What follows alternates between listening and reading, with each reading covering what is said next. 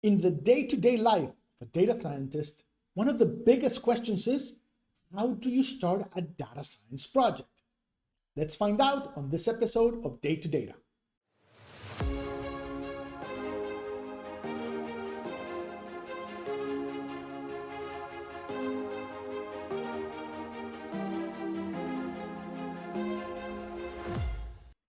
This is how I structure any data science project. This is my pipeline. Although we'll talk about this in another video, I want to talk to you about the first part. And the first part, this tiny little first step to start any project, has to do with putting together a good hypothesis. In other words, asking a good business question. But what is a good business question? Well, you start by thinking about the business problems of a particular company. What is it trying to do? What can it actually do better? What are the problems that it's facing right now?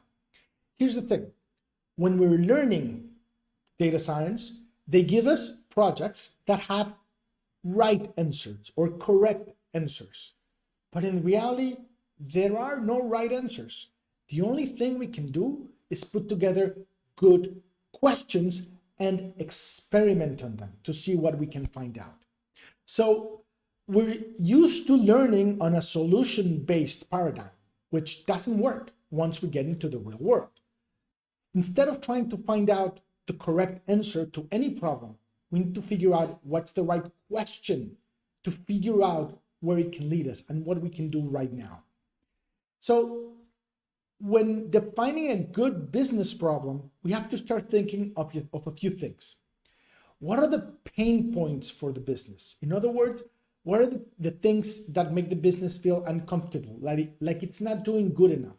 What are the places where it's bleeding money, where resources are never enough, where it's falling behind, where it's creating the biggest costs? These are the pain points for the business, and we need to find them first to figure out what a good question is. Then we have to ask ourselves as well, what is preventing growth? Because a lot of businesses start growing and then they reach a limit, and we need to figure out where they reach that limit. So for example, if for every 10 clients you have, you need to hire one person in customer service, there's going to be a point where you can't just keep hiring people because you're going to run out of people to hire. Think about what's happened to Amazon lately, that as time goes by, there's less and less people willing to work in their warehouses. So they're starting to have a growth problem. And I know Amazon is a huge company, probably not the best example, but it is a clear example of how you can reach a ceiling. So is there a ceiling to the business that you're working on? Did they reach it's something preventing growth? And trying to figure out what that is can actually lead to a really good business question. Also, we can start thinking about what can exponentiate growth. What can make this business grow a lot faster than it is right now? Of course, we have to think about automatization. What can we automate in this business? And remember, when we're automating, we don't have to be as good. So for example, if we have 90% performance with human-based operations, if we can automate something that reaches 80%, that's probably good enough for what we're doing right now. But we can talk about that on a different video. And finally, we have to think about value creation. What kind of thing can create value for the business? But we'll talk more about this a little bit later. So once we start contemplating these questions, we can actually do the important thing, which is define a hypothesis. In other words, build an actual question behind the business. And the question can be anything you want.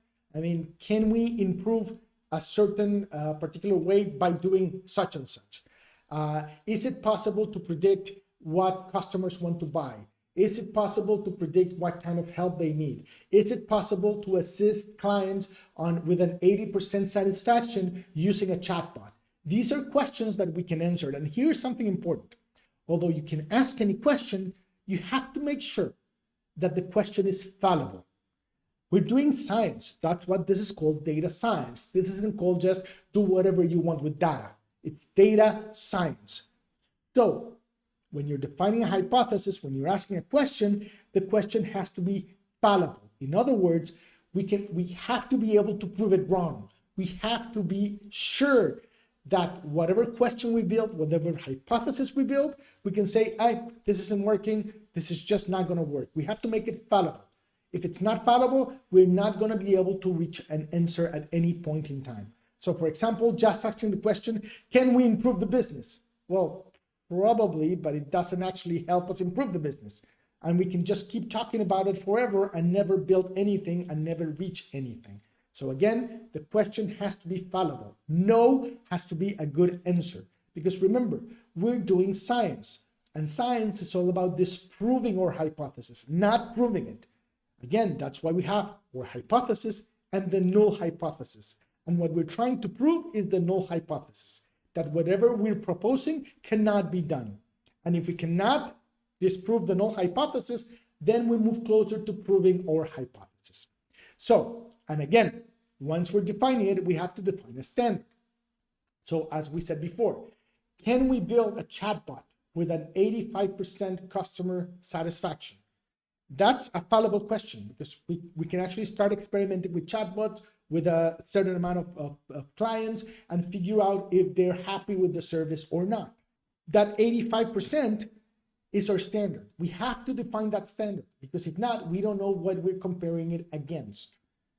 Again, this might be tricky if it's never been done before, but we need to figure out a standard. For example, when a data science project is trying to figure out if an algorithm can detect cancer in the lungs of patients, we're setting up a standard that this algorithm has to be as good or probably even better than a doctor looking at the scan. In some cases, it can be a little bit worse, but in most cases, we want it to be at least as good, if not better. So you have to define something that's fallible, and you have to define a standard for the question. Now, the next step, and this is a little bit harder and trickier, and that's why we need to understand domain knowledge and the specifics of our business, is we need to figure out what's the potential value of the hypothesis, of this thing that we're planning on doing. What is the value in the future? So for example, how much value can this add to an organization? So let's go back to the example of the chatbot. If we can build a chatbot that's almost as good or even better than our current customer service representatives, how much money will that save us? Because now we have, instead of having 100 people, we can have probably about 20 people and a chatbot. So it's 80 people less. How much money is that going to save us? At the same time, how much will it cost? Not just running the chatbot, but actually building a chatbot that's good enough to replace people. And of course, what is the turnaround of the project? How long is this going to take? And this one is very, very important because if this is the first data science project that the company does, try to keep it simple. Try to do something that's very valuable or brings some value, but it's not very difficult to do. Because if it takes too long, then the executives are going to just lose interest in any data science projects because they're going to think this is not going anywhere. So again, the turnaround is very important. So how much value is this going to create for the organization? How much will it cost to actually build what we're proposing if we can prove our hypothesis right? And what is the turnaround? How long is it going to take? So it's always good to start with short-term projects. Again, now we're starting to figure out that we need to build a question that it's fallible, yes or no, that we can experiment on, that is going to create value for the company. But then there's another thing. What about the data? Do we have the data to test this, to experiment on this? And again, remember that we're going to run experiments with whatever models we're building that can answer our question in a yes or no manner, that can prove our hypothesis or can prove the null hypothesis. So if we do have the data to do this, then we can start moving forward. If we don't have the data, then we have to either think of a different question or we have to figure out, can we get the data and how long is this going to take as well? So again, remember, we're building towards something that we can do, hopefully with a quick turnaround if this is a company that's just starting to do data science. And this is why this first step is very, very important, and asking good questions is vital for good data science projects. So you may be asking right now, what happens if we start with the wrong question? Not that big of a problem, because if we start with the wrong question, we can always go back to the hypothesis. We can always, as things move forward, once we look at the data, once we do some exploratory data analysis, we can actually see, hey, probably our hypothesis is not well defined. We need to define it better. Or hey, we just found this out. We're going this direction. Maybe we should go in the other direction. It's always a valid point to move back to the first step and change the question, reframe the question, make big or small changes to it so that our hypothesis is better suited for experimentation. Now, what happens if we start with a bad question? And this is a problem. So again, you're never going to have the right question, but you can have good questions and you can have bad questions.